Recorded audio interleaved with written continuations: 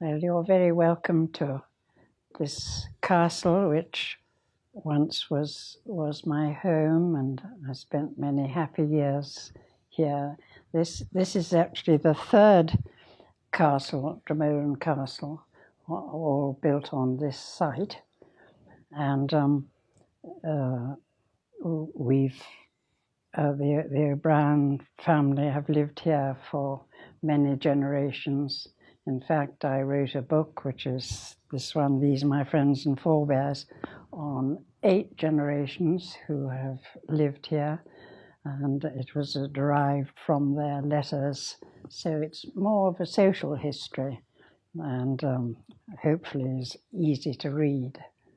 I wasn't actually born here because my grandparents were still alive, but my first visit, I didn't delay very long. I was here aged 6 weeks. And then after that, when my grandparents were still alive, we used to come for summer holidays, and the freedom was lovely. My father at the time was working in London, so to come to country life was super. And then when my grandfather died in 1929, but my grandmother insisted on remaining here in the castle with her 2 youngest children. She had 6 in all, and she didn't die until 1940, at the beginning of the war. And at that time, my sister and I were sent as evacuees to Canada because a lot of people thought that England would be invaded through Ireland. And so we stayed there. My sister came back earlier than I did, but I was there for 3 years. And then when I came home, having gone out aged 11 and back when I was 13, I had grown so differently, of course, in those formative years that my parents didn't recognize me, and certainly none of my more distant relatives recognized me. The only, shall we say, animal or creature to recognize me was my dog, who was a Pekingese, and she knew immediately, which was great and very welcoming. But it was lovely growing up in with so much land and so much freedom, and lovely looking at the trees and all the beautiful things, and the lovely garden that there is here. The walled garden has very ancient walls dating from Elizabethan times, and they have one thing of interest in the second portion of the garden are bee bowls, which was the ancient way of keeping bees rather than in hives, before hives, which you certainly should look at. Yes, as a little girl, it was very exciting to come to this castle, and my grandmother, who was very strict, her portrait hangs, or copy of her portrait hangs downstairs in the lower gallery, and she looks very serene in that, but she was actually, to me, rather a fierce lady, and she insisted, for instance, after breakfast, that everybody said prayers. And so we had to turn your chair around and kneel at the chair, and prayers were said. And the Protestant staff had been invited in to say their prayers also. That was one thing. And then Sundays, my grandmother went to church twice, and she said I wasn't allowed to ride my bicycle, which I never could understand why, because it wasn't upsetting anybody or making anybody work. Whereas she would have tea in the garden, which involved, of course, a long way to walk with a silver tray and all. And so she was a strange woman in many ways. She had 3 sons and 3 daughters, and she was very rich, which enabled us to stay on really until my father had to sell it. And but she wasn't altogether a happy woman.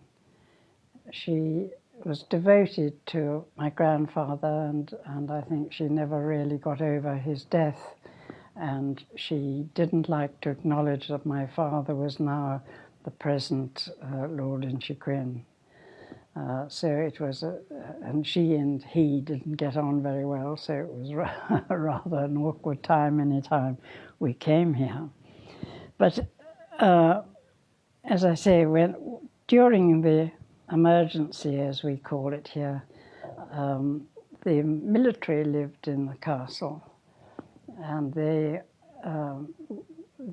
all the furniture from the castle was put into the dining room and what used to be the library, which is now part of the dining room, and the drawing room. In fact, all the reception rooms downstairs were filled with furniture, and we ate upstairs in the upper gallery and just had a few basic rooms. And when the military left in, I think it was 1945, my parents had to decide what to do, whether to try and do up the place or sell it. But at that time, nobody wanted to buy castles, and really the only thing that would happen to it would have been if it had become, say, a monastery or something like that. So in the end, they decided, yes, they would make an effort and do it up, and they had to mend the roof and all sorts of things to repair the place and continue farming here. And so when I came back from Canada, it was lovely. I thoroughly enjoyed living here. I didn't have any of the financial worries that my parents had, and I used to enjoy bicycling, again with my Pekingese and the saddlebag, and I'd go for quite distances on my bicycle. I was also allowed to swim in the lake. Once I passed the test, which was to swim across and back and lengthways. And then I was allowed to go in the boat by myself because my father reckoned I could swim if it overturned.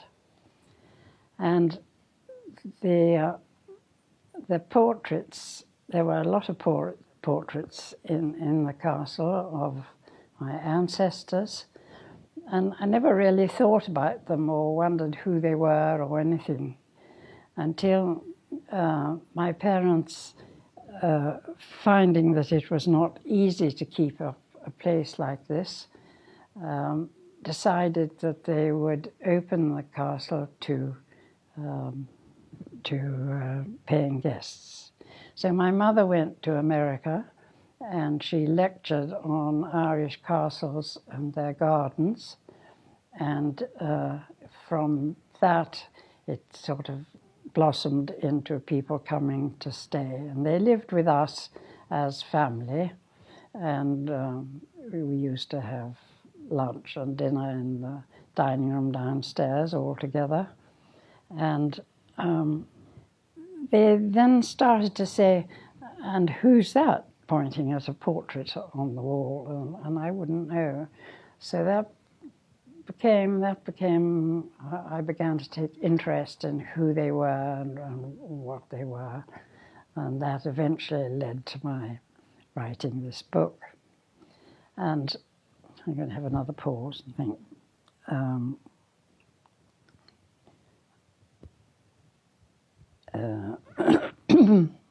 At that time we had about I think it was over 2,000 acres of land which needed farming, and we had cattle and sheep. During the war we had to grow crops, but the land was not very suitable here for that. But that was the regulations by the government, and also for every tree that you cut down, you had to plant 2 more. But that was rather difficult because at that time there were so many rabbits, and they would eat the new saplings. And in fact, around all the lawns around the castle, there were small fences to stop the rabbits going in and eating the flowers and the flower beds. Yes, my parents sent me to school in England, which I never understood why, because there were perfectly good schools in Dublin, very good education, I think. And so every few months I had to face this awful journey of going over to England, which of course after the war was quite an event, because there was no fuel. So the trains only went 2 or 3 times a week up to Dublin, and then you had to spend the night in Dublin and catch the ferry over to England, and that, of course, was quite dangerous. So, as I say, I never really understood why they didn't allow me to be educated in Ireland, and consequently, unfortunately, I never learnt Irish, which was a pity. And then after school, my parents, very sensibly, they were very far-sighted. For instance, when we were growing up, the menus of that we ate were again far-sighted. I mean, we were not allowed white bread; we had to have brown. So it was a real treat to have a slice of white bread. And after school, they said to me, "You realize, don't you, that you're not going to just live like that. You're going to have to go and earn your living and learn how to look after yourself." So I was sent to England again to learn shorthand and typing, and get ready to be a secretary. And after that, I worked for English member of Parliament in London for 5 years, and then following that, I went to Spain, to Japan, to Peru as social secretary. I joined attached to the British Foreign Office, and I organised parties for the ambassador and his wife, which was very interesting work. And also, for instance, going to Japan, which I went to in 1954, it was the other side of the world. It took me 5 days flying to get there. So sometimes I didn't see my parents for a couple of years, like Japan and Peru. I spent 2 years. And there was no such thing as telephoning home. It was much too expensive, and you certainly never came back for a holiday or anything.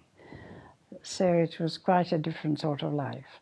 But then in 1960, when I was in Peru and just coming to the end of my contract, my parents wrote to me and said that unfortunately they were thinking of selling Dromoland, and so I came home then, supposedly for a year, but I never went away again. And the reasons they had to sell was, perhaps the main reason was that the taxes on the land were immensely heavy and almost, well, they were crippling, and particularly on this estate they were very high, so that before you even started to make a profit on the farm, you were paying out these huge sums of money to the government for the land tax. And that was one thing. Another thing was that they had mended the roof when they first came here in 1940, after my grandmother's death, and it needed doing again. The battlements of the castle were also a bit unsteady, and everything really pointed to the fact that they couldn't carry on here. The paying guest business had been lucrative and very interesting. We made a lot of American friends and so on. And when I was home, I used to, say, drive people around the county or take them down to Kerry or somewhere as tourists, and that was fascinating and interesting. So anyway, in 1960, as I say, I came back, and my parents were beginning to get elderly, or at least elderly for those days, which was 60s. And I stayed with them and looked after them. And then one day, Brendan O'Regan of Shannon Airport fame, or who started the duty-free airports, he knew a Mr. McDonough from West Virginia, and he came to look at the place here, and he decided that he would sell it. He would buy it.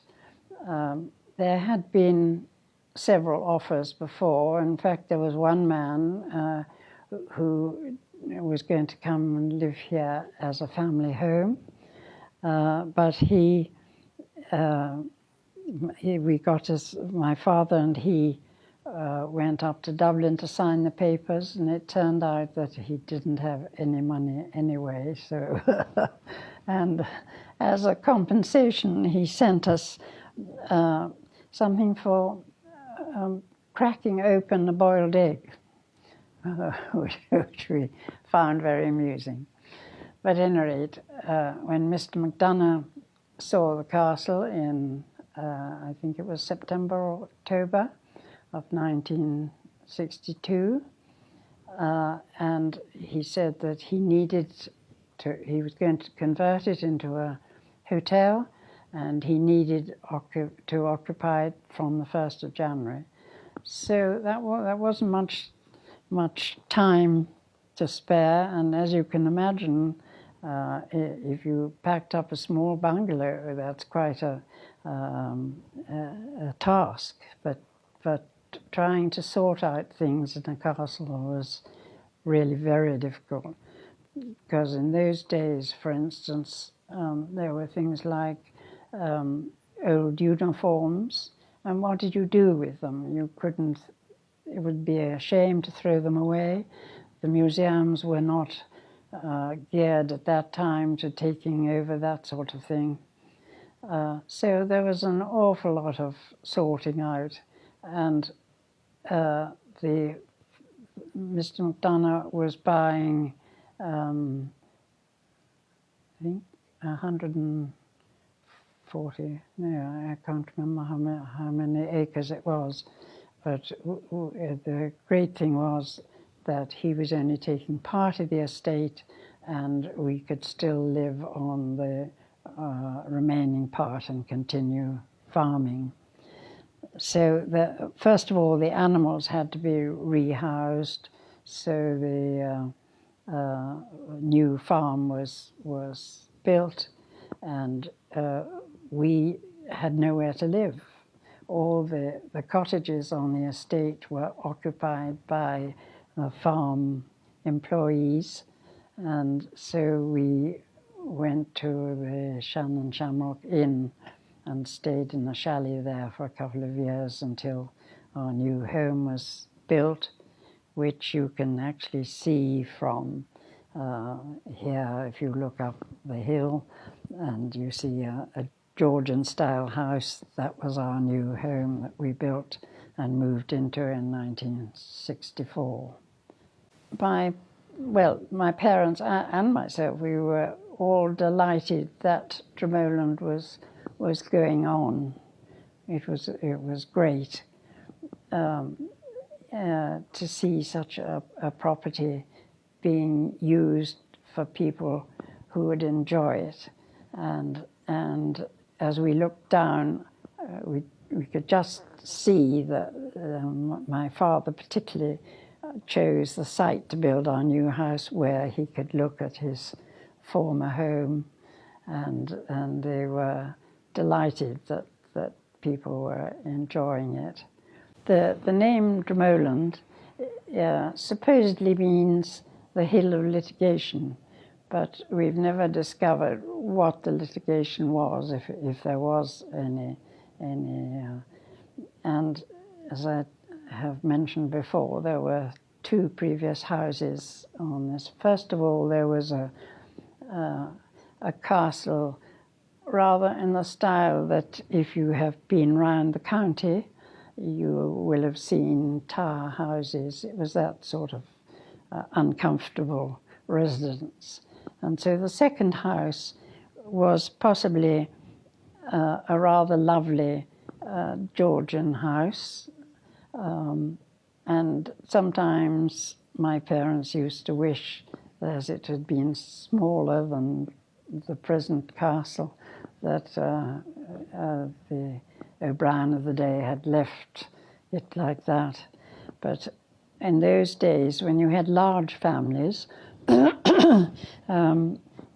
wasn't enough room in the castle. So in 1820,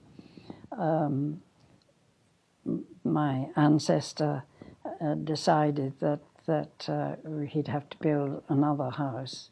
The architect said it wasn't practical to extend the Georgian house, and so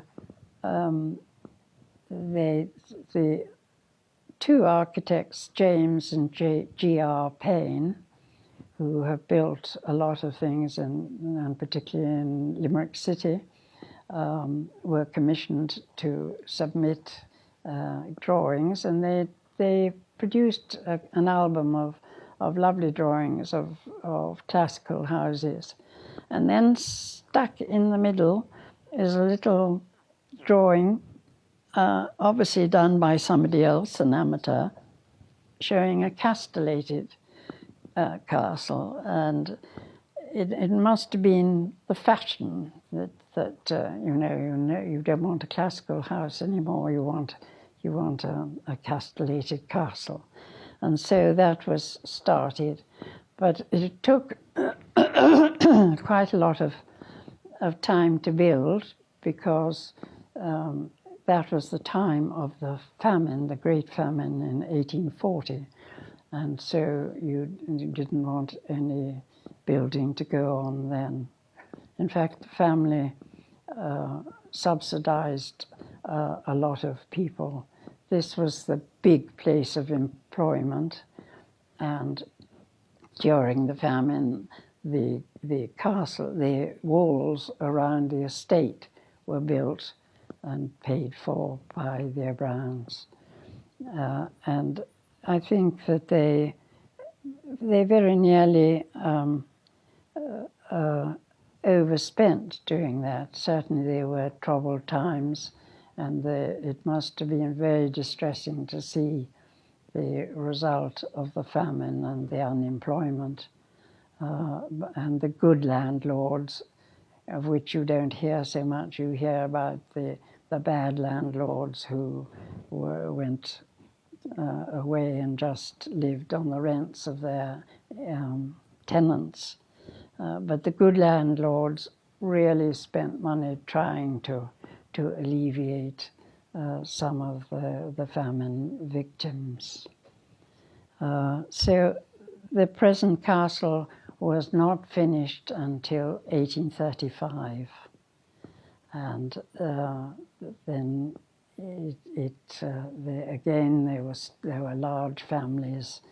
My great-grandfather lived here, and he'd married twice because his first wife died when she was quite young, after only 3 or 4 children, and when he married the second time he had another 10. So this was always a place of fun and laughter and people enjoying themselves. But my father only had 2 daughters, my older sister and myself. And but the castle, it never felt. People have often asked me, did you not feel it was a very big place and rather lonely? No, we didn't. It was always a happy home to us. And I mean, even through troubles like the emergency, when, as I was saying, when the army lived here, and the basement was filled with really with explosives. We were quite nervous that one day somebody might walk down there smoking a cigarette and the place would go up. The officers lived in the castle, and the men lived in nissen huts around on the estate, and they were not allowed to swim in the lake in the front, but they swam in the river Rhine, which passes through here. And they were always very pleasant and friendly, and for years afterwards, if I met somebody, they might say, "Oh, I remember you, yes, I used to open the gate as you went through on your bicycle." So, at any rate, as I say, we still lived here, which was lovely, and farming on our own portion of the estate. And Mr. McDonough was a friendly neighbour, which was nice, and we were allowed to use his golf course if we wanted to, which actually we never did. Although my father enjoyed playing golf. My father was always very disappointed that I never liked riding. And he tried to make me ride and got me a pony and everything, but I was always terribly nervous, and in fact when I got ready for going out on a horse, I would say goodbye to all the things in my room, thinking I was never coming back. So eventually he understood, and I was allowed not to ride. And now, then, as I say, I looked at the portraits and I began to get interested in them. And when the castle was sold, all the papers, which had been kept from really almost from the very beginning, that is from the 17th century, were sent up to the National Library in Dublin. And when I became interested, I went and researched up there and discovered their letters, and wrote this book, which was fun to do. Fun for me, because I lived as each generation lived here, but must have been very boring for people who met me, as I was in the wrong generation.